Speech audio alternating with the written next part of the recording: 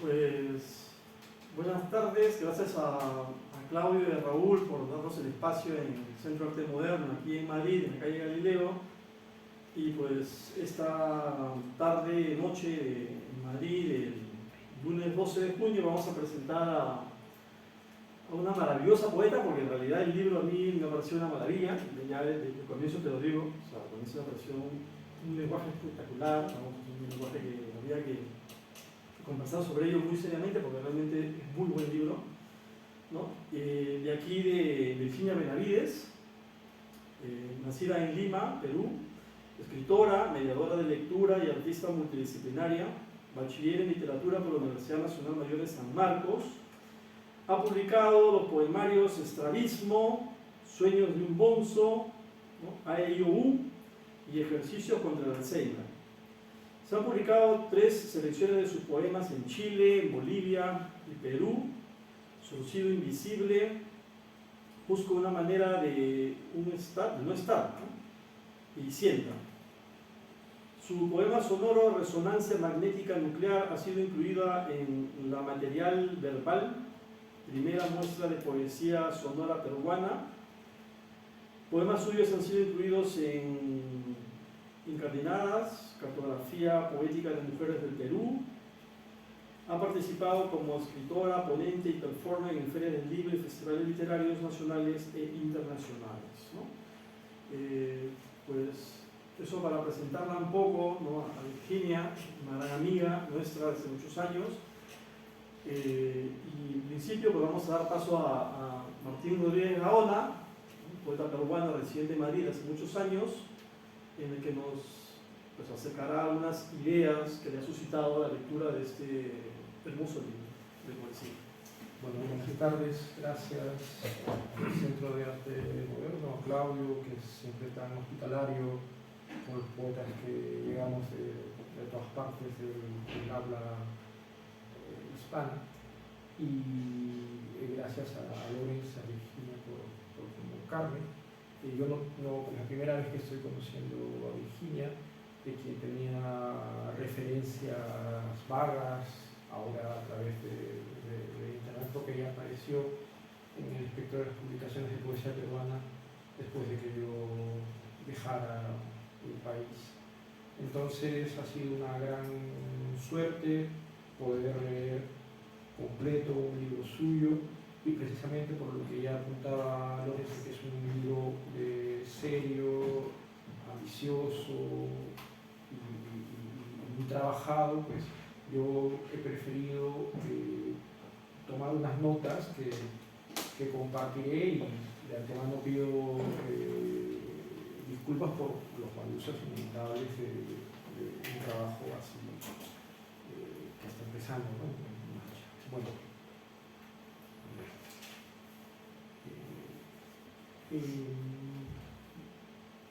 en el tipo de escritura que hace Virginia Benavides, como en este viaje a los campos sinfónicos, hay muchas posibles entradas.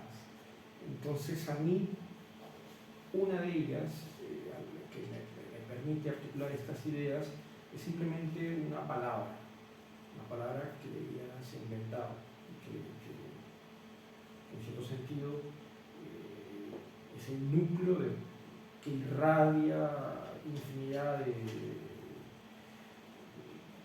estalactitas o haces de luz que están, o notas que están expresándose a través de su escritura desde el principio hasta el final. La palabra es escribirse. ¿Qué es escribirse? ¿Qué es lo que podría empezar a darnos la necesidad de inventar una palabra así? Mis alusiones. El estrabismo, al igual que los psicotrópicos, permite subvertir los lugares comunes de la vida cotidiana, abrazar la distancia y el extrañamiento.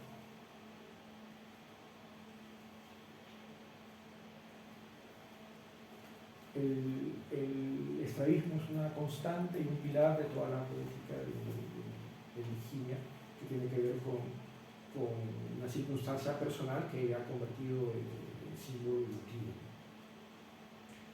Así, en última instancia, a través de estas mediaciones, estas perspectivas alteradas, es posible reconocer o reconstruir la identidad. De este modo, en Viaje a los Campos Sinfónicos aparecen flashes de una conciencia con la que se muestra, por ejemplo, el mundo rural andino, que de pronto puede derivar hacia lo mítico. Así, escribe sobre el Apu, las montañas tutelares, la hoja de coca y otros sagrados elementos de energía. Mediante este uso del nacionalismo, el lenguaje presta ojos nuevos para traducir la realidad. En esto aparecen ecos estrategias de la vanguardia peruana, Carlos Pequeño de Amat, Martín Adán, pero también claros empleos del discurso postestructuralista, lecturas de la Écriture féminine de Hélène Cixous, su texto fundamental, La risa de la medusa. A través de estas herramientas, Virginia teje distintos planos públicos y privados, urbanos y oníricos, sólidos y líquidos. La experiencia femenina no es un tema, es más bien una especie de acontecimiento, una esquirla que de vez en cuando aflora en el lenguaje. La escritura de Virginia Benavides posee rasgos femeninos, como la preferencia por lo simbólico, la fluidez, lo vegetativo, lo magmático, lo inacible, lo cósmico, más su resistencia a lo temático, al logos, le permite sorprenderse y descubrirse a sí misma en su lenguaje, como otra palabra alterada que hace suya y escribe lenguaje con tres jotas. Lenguaje. Antes que una mujer, incluso antes que una persona, su lenguaje la sugiere como algo que entra y sale de la experiencia de la vida sin ninguna posibilidad de sentido o definición. Así se atisba el balbuceo o la glosolalia. Gracias.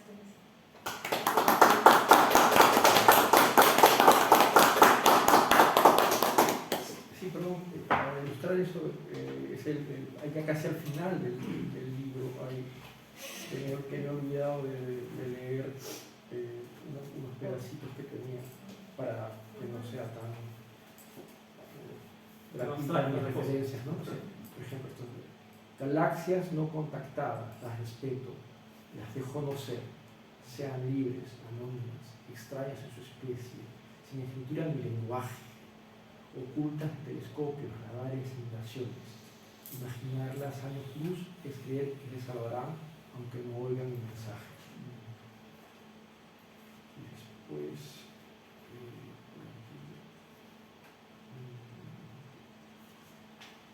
una pregunta.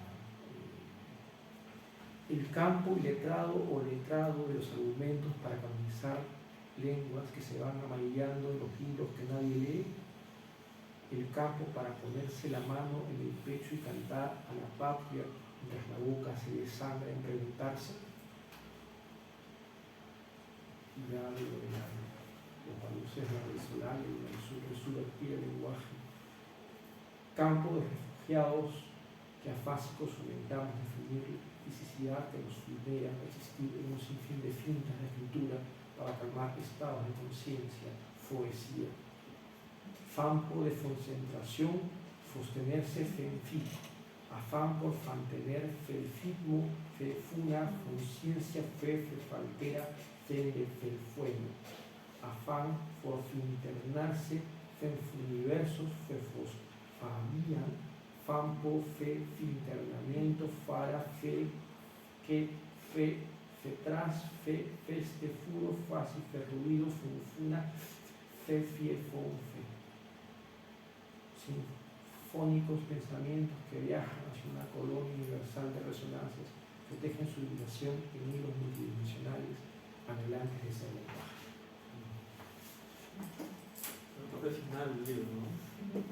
Sí, para dar una idea de la propuesta, ¿no? De la poética, porque si no es un libro tan inasible y tan lleno de estridencias y rupturas que parece que no hubiese un argumento, pero sí, es muy denso, muy sutil. Es un libro muy denso, muy concentrado.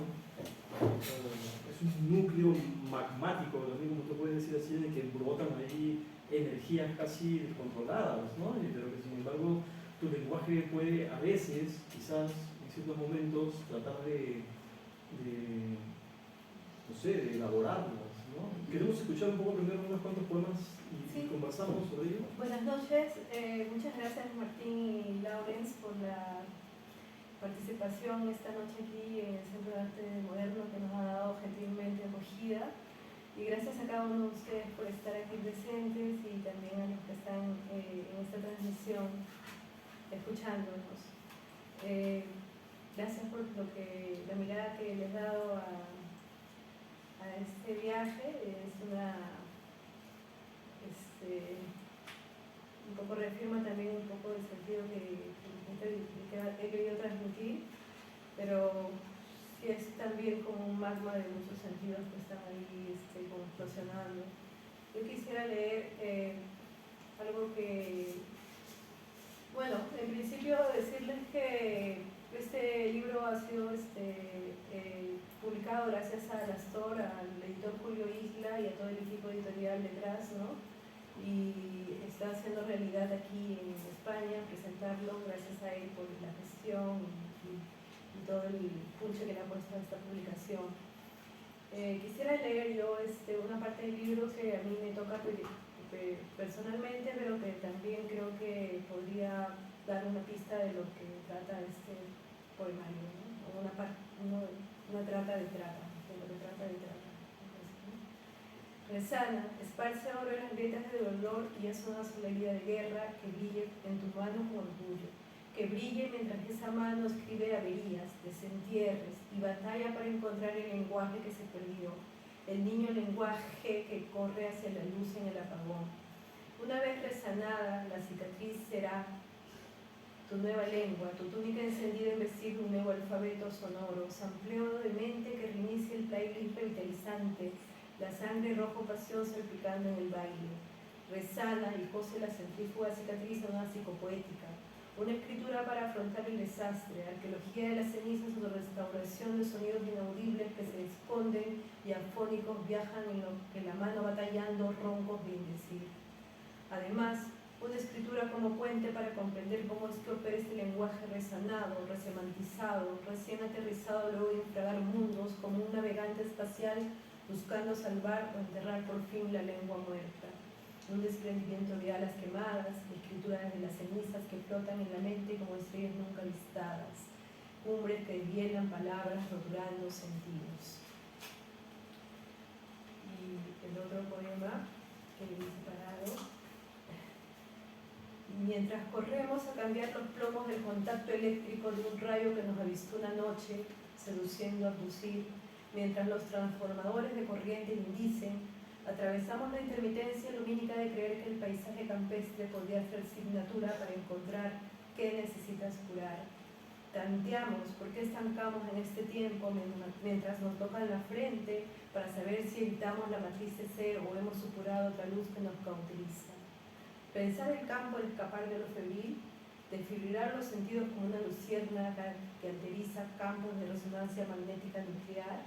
Solo hemos rozado en el vuelo una manera de corporizarnos con la tierra, esa madre que nos deja susurrarle para que cesen sus temblores. He estado antes en este lugar y he soñado que muero. He soñado que estuve muriendo desde que nací en todos los campos que eran galaxias en fuga y no mundos amables, sino de afiebrados estados de emergencia y bucles de realidad de hormigas danzando en el universo azúcar. He visto reír y llorar a la misma persona en un rey de un segundo. He entristecido de precariedad que se me han doblado las piernas de hambre en los escaparates de tambos interestelares donde se venden realidades para que revivan en un post. Mientras escribo esto, un universo se extingue y otro está asomándose a los telescopios hacen en luz de mañana. Mientras hablo estoy viajando hacia el vientre de mi próxima madre. Hemos soñado que no soñamos más porque nos está pegando muy fuerte la vida. La vida ida de 2000 campos del holocausto que lloran al tragar la saliva del pastoreo de la res que luego tendrá un número en la carne. Un campo con olor a seres abandonados conservando nidos era una ensoñación de otro universo posible. Y las escenas de fiebre proyectaban retornar a una región abisal donde te exiliaron. No quiero soñarme enfermo ni indecible. Mi padre me enseñó a usar máscaras y travestirme y ejercitar la doble visión. Mi padre es el rayo que me llama a migrar, mientras corremos en llamas como troncos sobrevivientes, humeando señales de salvación en la soledad de las estaciones espaciales que nadie visita. Eso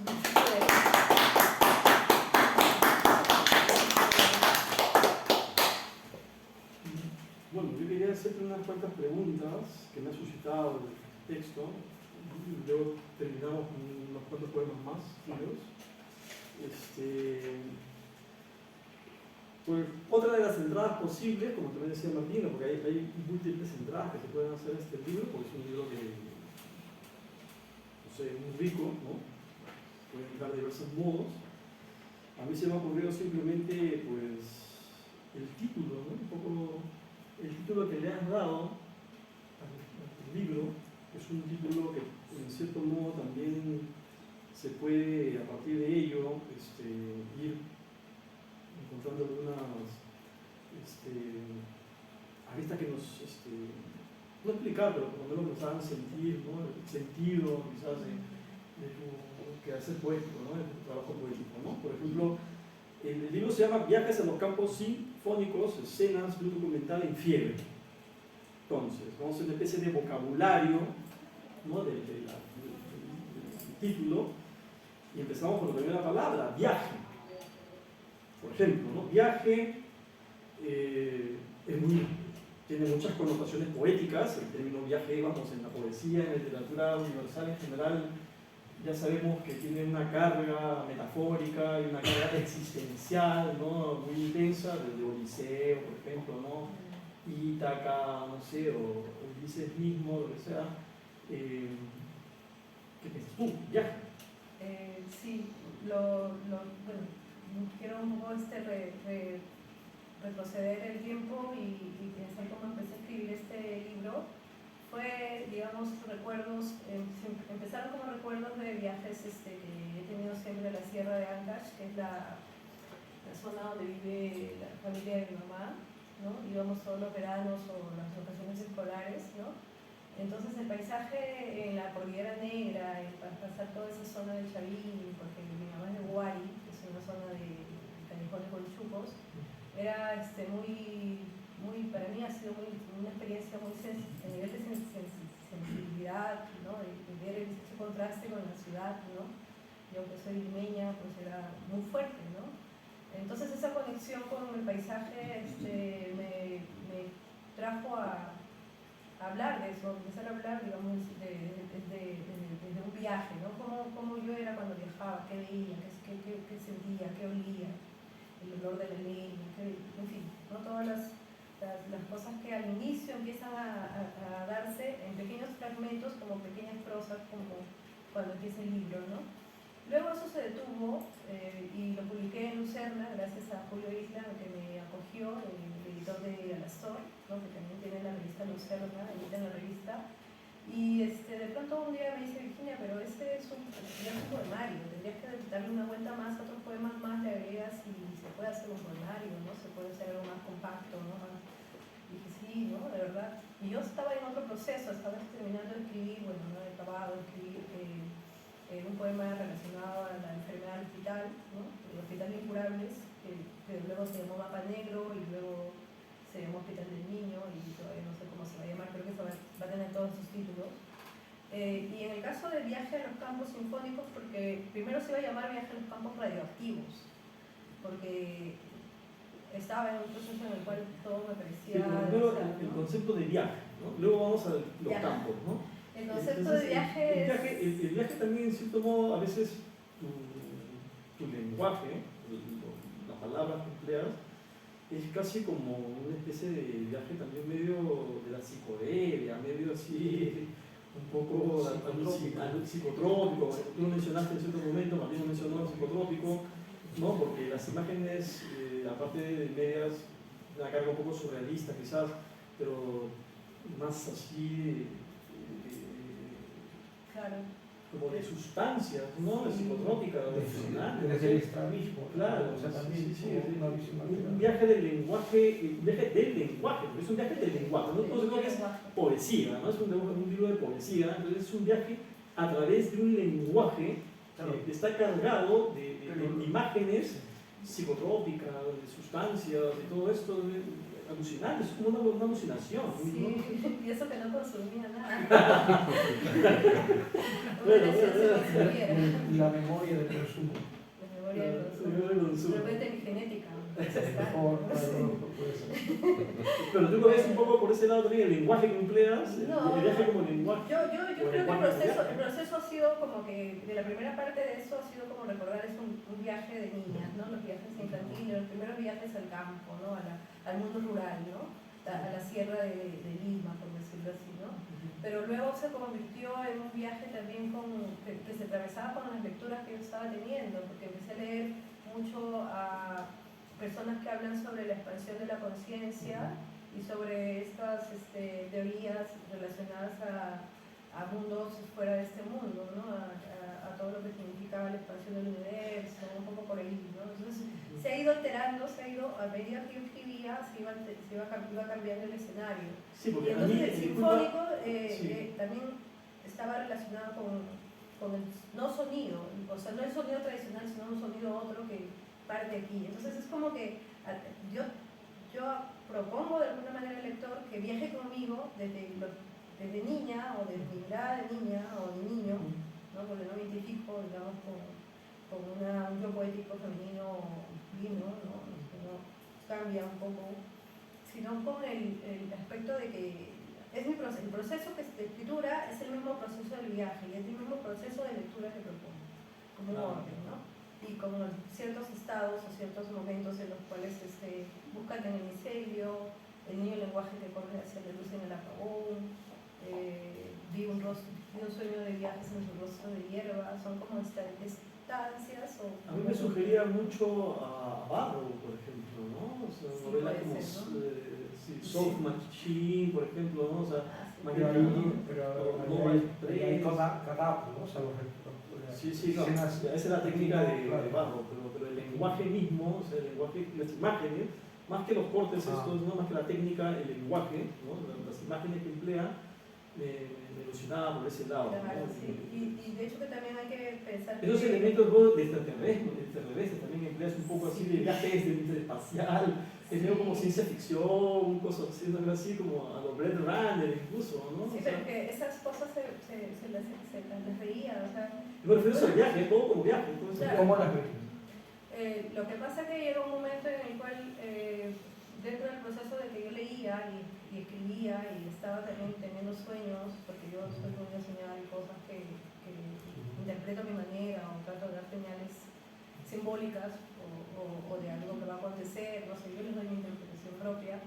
Estaban relacionados también con un tema que me interesaba mucho, que era la necesidad de la alteración de la realidad, o la idea de la realidad no como realidad objetual y material, sino como realidades mentales.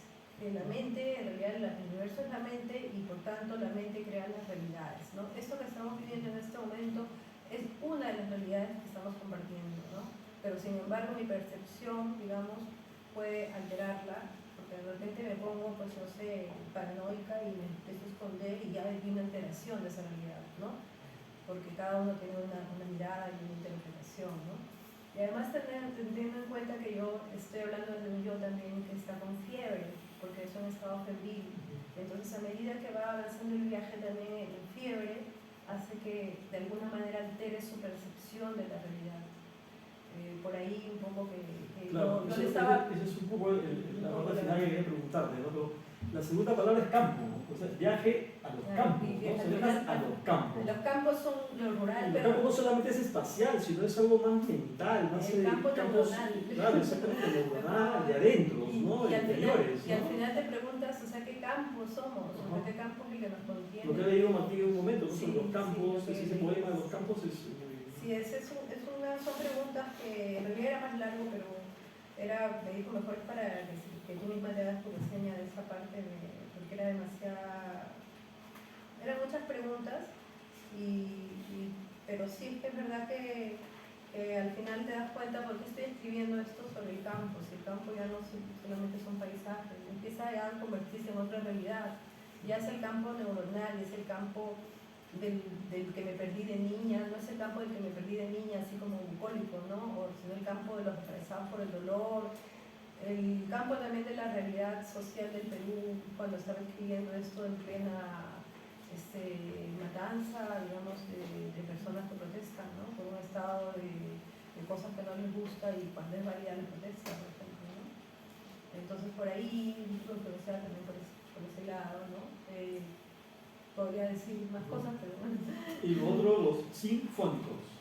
Sinfónicos, porque siempre como que yo tengo una tendencia hasta quebrar palabras un poco para que puedan significar otra cosa, además de la que ya significan por sí mismas.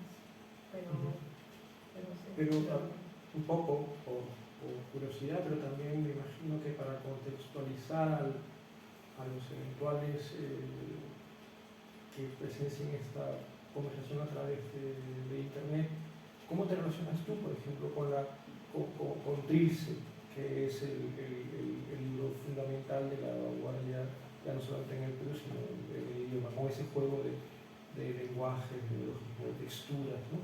Que de otra manera también está ha sido muy reformulado contemporáneamente, tanto por lo que yo hablé de la escritura femenina, pero también por los language poets, la poesía del lenguaje, incluso hay gente que hace su propia versión de eso.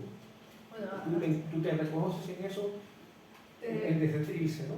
Yo creo que sin duda, bueno, ahora que se acaban de cumplir 100 años del nacimiento de Vallejo y ha habido toda una serie de homenajes a nivel mundial, ¿no? Y reescrituras también de poemas, ¿no? En diversas partes y nuevas publicaciones, ¿no? De hecho, Astora ha sacado, aparte de este Cali que está acá en España, en librerías. Quería decir que, bueno, Trilce es como la experiencia, digamos, de convertir las palabras en plastilina. Es como la experiencia de que el escritor, el que escribe, puede... O sea, la escritura es como una suerte de artesanía, ¿no? Y Vallejo creo que la define muy bien y la resignifica, o la alteriza, ¿no? O la convierte y hace que tú te detengas un poco a pensar por qué lo dice de esta manera o por qué no, y en fin, o sea, hace que teje muchos sentidos solamente con una palabra, ¿no? No sé, yo soy un aprendiz, ¿no? Yo siempre me considero más un aprendiz que una poeta o una persona que tenga ya un título de escritora. Estoy en un proceso de aprendizaje. Para mí, César Vallejo y muchos escritores peruanos son como poetas realmente, ¿no? A los que uno admira un poco. Y en ese sentido sí, pues Trilce ha influenciado muchas personas que escriben ahora, ¿no? Que están a nivel de lenguaje, a nivel... No podría identificarme con que yo hago una poesía de lenguaje o neobarroca o vanguardista, no sé. Es como intentar, ¿no? Intentar maneras de decir, y si me sale decirlo de esta manera, las digo, pero más que identificarse, creo yo, con una corriente, es cómo tú estás manejando en el contenido de lo que tú propones en el lenguaje, ¿no? De acuerdo a tus necesidades. De acuerdo a las necesidades expresivas, puede dar, inclusive use también es que en realidad también había una parte en la que ya yo no iba a decir nada, simplemente hojas de blanco. A propósito de eso, de Trilce y de eso de los sinfónicos, una palabra que tú empleas y varias veces en el texto es indecir. El indecir es voz del indecir, entonces, claro, porque el no decir puede ser también un indecir, pero también un indecir es decir para adentro, ¿no? Es decir, internamente. Es decir, para ti, ¿no? Y adentro de ti también hay como Porque un lenguaje. claro, lo de sinfónicos podría ser sin operación, sin voz, sin pronunciamiento. o sin música, también me imagino como sin música o pero con música. ahora yo no sé si eso se utiliza en Perú, porque yo tengo conciencia de la palabra aquí, que es una palabra de fontanería, ¿no? de gasfitería, que es sifónico. Pero el sifón no es un instrumento musical. No, pero se refieren a la limpieza de las tuberías. Ah. O sea, también hay una relación. Bueno. El magma de Tintus, ¿no? Mejor que se vea también así como otro sentido. Eso a mí me parece muy interesante, porque también ya el lector vuelve a su propia experiencia, ¿no? Claro. Pero eso me parece muy interesante de la propuesta, que desde el principio hasta el final está recorrida por esa intervención del lenguaje hacia lo incierto. Entonces ahí se cuela el o lo no dicho, o lo imposible de decir, o dificultad de decirlo, de expresarlo, que también lo dices tú. Y sin sacralizar eso, ¿no? O por lo menos sin excesivamente sacralizarlo, ¿no? Porque hay poéticas que se hacen el buen lenguaje, por ejemplo, ¿no? O la poesía, ¿no? Incluso el propio Martín Adán, que está en la reflexión metapoética, ¿no? Poesía se está callada, ¿no? Y sus citas, ¿no? I knew Lima y Limon poet. ¿No? O sea, es poesía como algo muy, muy sublime. Aquí no, aquí es una cuestión cotidiana e incluso fisiológica, ¿no? A nivel de lo lírico, pero también a nivel de lo corporal. Es una cosa de tu cotidianidad, a lo mejor no de la cotidianidad del señor que está en el bar tomando su Coca-Cola hasta hora de la tarde, ¿no? Pero de la tuya sí. Sí, bueno, hay una búsqueda, creo yo también, hay cierta, en el proceso creativo pasaba que yo no podía ya decir las palabras que quería decir. Las palabras como que estaban enfermas, ¿no? Entonces empezó a salir la palabra indecir, y también tiene que ver con que creo que en el fondo cada uno tiene un leitmotiv para escribir, o ciertas no sé, obsesiones, no sé si la palabra es obsesión, o ciertas recurrencias de contenido, del tema, ¿no? Y me di cuenta que en realidad últimamente estaba como buscando un sentido del lenguaje, que el lenguaje me sirve para decir lo que quiero decir, cuando lo que quiero decir no se puede expresar en palabras solamente. Entonces, por lo menos, si me voy a escribir sobre que no puedo escribir, escribo diciendo que no puedo escribir mediante un lenguaje que diga eso. Entonces era como buscar un niño en lenguaje que corre hacia la luz en el acabó, como buscar a alguien que está huyendo del vocabulario o del contenido textual del poema, pero inclusive te cuestionas si encontrarlo puede ser una salida o una salvación, o si puede ser un camino para regresar a la casa del lenguaje que tienes que tener siempre abierto. Como un niño lenguaje, ¿no? Sí. ¿No? Como un nuevo lenguaje. Como un nuevo lenguaje, como algo diferente y también que se asocia también a las distintas realidades del lo poético que transita, ¿no? Como que busca una realidad distinta a la que acontece. Luego también creas escenas, como si fueran cada poema como escenas. Sí, yo lo vi como un documental. Puede ser también escena, documental, no sé, teatro. ¿Sabes qué? Sí, fácilmente la idea documental no solamente puede ser lo visual, también un documental puede ser una escritura, y tú ya haces la proyección, de hecho te ahorras, porque la proyectas solamente en tu mente y en tu imaginación. Y lo de Carlos Oquendo además, ¿no? Claro. Por eso decía, por un lado la metapoesía de Martín Adán, pero por otro lado la cuestión fílmica de 5 metros. Sí, también a mí me remitía a Oquendo de Amat, no tanto en la parte técnica, un poco así cubista de su poesía, pero también un poco el sentido de la ternura que hay, ¿no? Porque hay una especie de ternura, para mí, ¿sí? Con el lenguaje. O sea, si bien el lenguaje no se deja capturar, igual tú lo reelaboras, pero a partir de una especie de ternura, ¿no? No sé si llamarlo así, se me ocurre en este momento, ¿no? yo quería continuar con el final del título, es escena de un metal en fiebre. He venido ya con lo febril, ¿no? que atraviesa todo el libro, que es una especie de delirio, por eso a mí me parece que es un lenguaje delirante. Sí, hay como una idea de lenguaje delirante y de sujeto poético febril que o sea, se puede mirar también así, ¿no? Es como una sugerencia de título de idea de lectura, ¿no? Y también puede ser, como dice alguien que está viajando en hongos, ¿no? Claro, tío. No sé, son varios sentidos, pero claro, que un en viaje, lo que decíamos antes. por si acaso yo he escrito ese libro Brito, en plena función de mis realidades.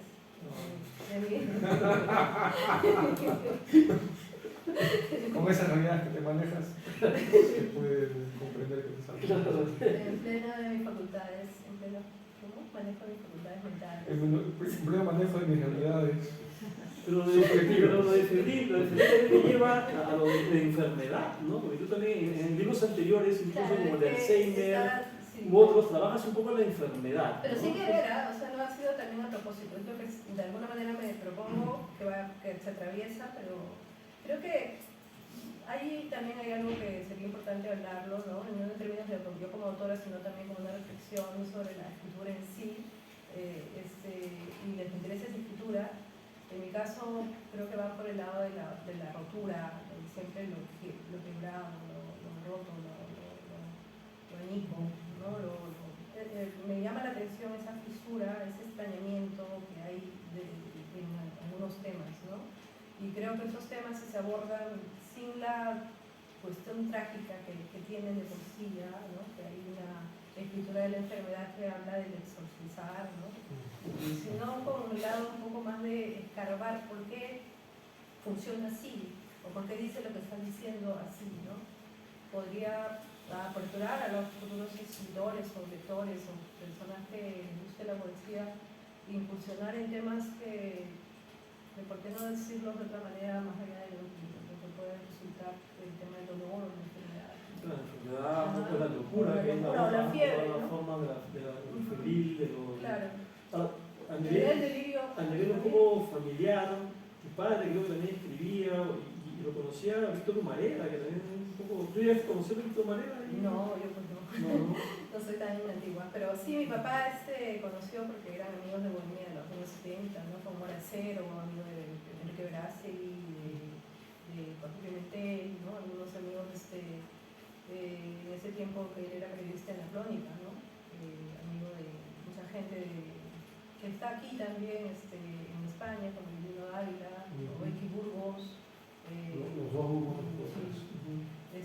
Y en fin, entonces él de alguna manera la vena, digamos, o la motivación por la escritura viene también de él, ¿no? Porque en casa pues había un montón de libros y nosotros no nos discriminaban y nos ponían coto a lo que leíamos. Pero ¿no? libros y de poesía contemporánea, que eso es más raro. Sí, de todo, de todo. Yo Poe lo he leído a los 8 años, 9 años, por ejemplo, ¿no? O sea, ya me pasé todas las películas de terror con Poe. Entonces, yo tenía una pregunta que viene ahí, es una curiosidad también. Cuando tú empezaste a escribir poesía, ya conscientemente, en serio, más o menos hace qué años. No estoy escribiendo en serio hasta ahora mucho. Bueno, que te has atrevido a publicar algo. Ya, eso ha sido en el 2003, cuando ya había juntado varias cosas y con estrabismo. Pero digamos que a los 25 años, a tus 25 años, no había publicado. No habías publicado, pero más o menos contemporáneas tuyas eran Grecia Cáceres, Montserrat Álvarez. Montserrat, Grecia, Victoria, bueno, yo era mayor que yo, pero bueno, contemporáneas, por temática o por... No, por edad, meramente cronológica. Sí, más o menos. Entonces, a lo que iba es que más o menos a todas estas poetas, que son buenas, se les puede rastrear en la tradición poética peruana inmediata escrita por mujeres. Entre paréntesis, que está muy mal, como en todas partes, está muy mal definida, está mal conocida, ¿no? Porque poetas muy buenas como Cecilia Bustamante, como Raquel Jodorowsky, como Sonia Luz Carrillo, prácticamente eran invisibles, ¿no? O sea, la poesía de los 60 masculina, limeña fundamentalmente, sin buscarlo ellos, pero opacó todas esas poetas que ahora serían consideradas poetas de tono menor, intimista, pero ya eran poetas de una poética femenina. Entonces eso todavía no está bien definido, bien claro. La siguiente, que sí se ve un poco más, es la cuestión, a partir de Carmen Ollé y su matrimonio con Enrique Verástegui, en los 80, 10 años después, de estos vicios que tenemos la poesía peruana, que creemos que es una generación, ¿no? Aparece ya Rocío Silva, María Dreyfus, Polarolo, Mario, claro, pero su obra es muy fragmentaria, ¿no? Bueno, pero digamos que lo tuyo, a lo mejor por eso también esperaste, supongo, esperaste hasta el nuevo siglo, lo tuyo tiene poco que ver con eso, porque para simplificar, y para los que no conocen esas autoras, digamos, todas estas poetas en general eran poetas que trataban lo femenino pero de una manera figurativa, desde un yo más sólido, ¿no? Con experiencias de la socialización del mundo femenino, ¿no? Tú eso entiendo que lo tienes diluido en el lenguaje y sobre todo, como dices, cuéntanos, ¿no? Lo piensas en el 2003, o sea, ¿qué pasó ahí? ¿Cómo te relacionas con esos referentes? Yo en realidad fui una chica que entró a los 15 años a la universidad, 16 años, y de pronto me metí en una carrera que era trabajo social y estuve 2 años ahí, yendo y viniendo, pero me escapaba cada tanto a letras, ¿no? Ahí en San Marcos, ¿no? Y no me perdía de evento alguno relacionado con la literatura. Entonces de pronto dije, ¿yo qué hago acá? ¿No? Me pasé a literatura con el escándalo y molestia familiar. Y en literatura encontré las lecturas que quería leer, los libros que quería y sobre todo personas con las que podía conversar sobre lo que leía, ¿no? Entonces fue un proceso y de pronto verme escribiendo fue gracias a la motivación.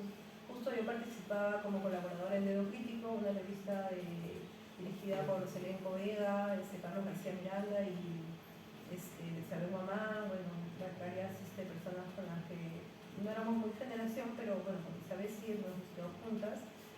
Y bueno, empezó así como sin querer todo, ¿no? De pronto dijeron, Virginia, tú escribes bien, vamos a publicarte, ¿no? Acá tenemos uno. Y gracias a la voluntad de Rodolfo Loyola, de Carlos Editores, por este libro de esclavismo. Luego, pues la participación en eventos, recitales, bueno, ya antes también participaba con los de cultivo, ¿no? Así claro, había un grupo de los 90, había un grupo de los 90 justamente que nosotros participábamos en algunas reuniones en un parque mítico llamado El Colchón, porque pues la gente se quedaba ahí a dormir. Entonces por eso le llamaban así. Dormir, entre comillas. Sí, bueno, es que era un lugar donde se podía escuchar música y beber al aire libre, ¿no? En esos tiempos, los 90, donde todo era muy convulsionado, pues había una suerte de escape de la realidad social de ese momento política, supongo, ¿no? Creo que era así, ¿no? Hasta que venían los Pathfinders, los famosos Pathfinders que venían a tener a las personas. En fin, pero sí, el proceso del estrabismo hasta ahora pues fue sin querer queriendo, o sea, en realidad no ha sido como algo que yo me lo he propuesto. O sea, en ningún momento te planteas escribir distinto de tus inmediatas mayores. No, es que tampoco es que yo las haya leído mucho, la verdad. Esa es la verdad, o sea, si yo pudiera haber contrastado, no como una persona, digamos, de clase media-baja, digamos, que mi acceso a la literatura o a los libros ha sido por las bibliotecas o por libros que me regalaban o me prestaban, o en algunos casos excepcionales podía comprar, pues yo no tenía más que por las redes, que las redes empiezan a funcionar ahí en el 2011, ¿no? O préstamos de mano en mano de poemarios, ¿no? De cosas, o de las mismas cursos que nos pedían leer a tales poetas, pero más que todos los clásicos. Otro poeta que me resonaba mientras leía tus textos era el de Juan Ojeda, ¿no? Qué pedacito. Por eso es un poco esa carga metafísica que tiene tu poesía, por lo menos en este libro, por lo menos, que la que tiene la poesía de Juan Ya quisiera, pero la tiene, ¿no? O sea, hay una carga ahí, el lenguaje simbólico de ideas. Claro. Y también un poco, a mí me resonaba Juan Ojeda. Ojeda es un caso rarísimo en cualquier parte del mundo. Sí. Pero tu poesía va por ahí, que a mí me parece que a mí me resuena. En su marginalidad, en su cosa podría ser, ¿no? Porque Ojeda, ¿no? Para que nos entiendan un poco los que no conocen la tradición peruana, más o menos se conoce internacionalmente en los 60, en nuestros Cisne, o sea, incluso un poco después de Aste, pero como que Ojeda es el lado B de todo eso, ¿no? O sea, además de ser un poeta totalmente dotado y por extracción social, pero sobre todo por el vuelo metafísico, que es una cosa rarísima en la poesía peruana. La nota metafísica de Martín Adán a Ojeda, hay un bucle. Son islas, Claro, son islas. Ojeda y Martín Adán son como islas. Y bueno, hablabas de Cecilia Bustamante hace poco, gracias a la red literaria peruana, se hizo un taller donde yo hice la mediación y descubrí que Altas Hojas se vincula, por ejemplo, con este poemario. Imagínate, ella ha escrito ese poemario en el 51, si no me equivoco, 52, 53, y se vincula. O sea, si se hubiera conocido más, claro, la escritura también, los lectores hubieran cambiado la escritura. Eso ha sucedido en todas partes. O sea, yo que trabajo la poesía española, eso es lo que pasa con parece que las poetas han empezado a escribir con suerte hace 40 años. No, han escrito durante todo el siglo.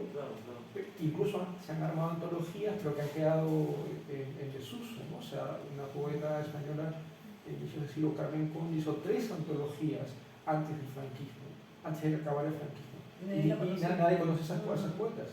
O sea, es la difusión también, a ver, lo que hablamos antes de la presentación, es importante también leerse y difundirse, ¿no? Para un poco también, de esto es lo que se enriquecen los futuros autores, se va publicando y se va leyendo, ¿no? Bueno, Virginia, a ver, queremos escuchar un poco más tu lectura de un par de poemas. Un par de poemas como para ir acabando la presentación. Sí. Bueno, voy a leer el primero porque son cortos y además como para dar un poco la idea de, o quizás dos, uno del viaje anterior y bueno. El porvenir tiembla y yo tiemblo con él porque no veo sino cabezas voladoras con pensamientos de duelo y con sed de huir a otras latitudes, hacia el universo de los no contactados. Seremos cuerpos templándose en patios entre cordeles de carne que se secan al sol. Seremos cuerpos resonantes que se exhiben, vestigios de caminantes que trazaron rutas pioneras, viajeros del tiempo que no quieren encontrar más que la casa siniestrada para reconstruir la raíz pránica sobreviviente a la explosión. Una raíz subterránea desde el micelio teje sus esporas para engarzar palabras en una aguja poema cuyo ojo está despierto e hilando.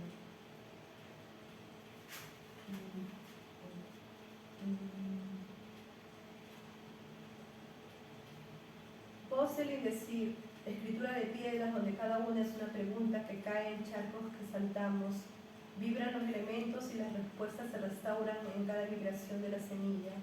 Lenguaje que se acantona en una imaginería de extinción antes de sembrarse.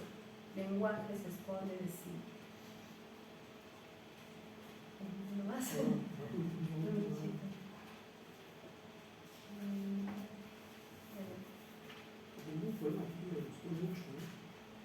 Bueno, esto va para Reconozco mis ramas de historia que sigue sin escribirse. Lo inexpresable teje alambradas y heriazos pensamientos que la lengua transfigura en este delirio de fiebre del reino de la no forma. Reconozco una planta que me nace y conecta todas las migraciones internas. Veo mis pistilos y sabia lidiar con ideas de alterar la realidad en esta escritura febril. Ser el que se regenera como el tronco achado del bosque de eucaliptos, ser el viajero de un universo nato, ser también la que delira su escritura muda, lactante y convulsionada por la ronquera de todos los aguardientes que te plantaron en las patronales. Regenérate.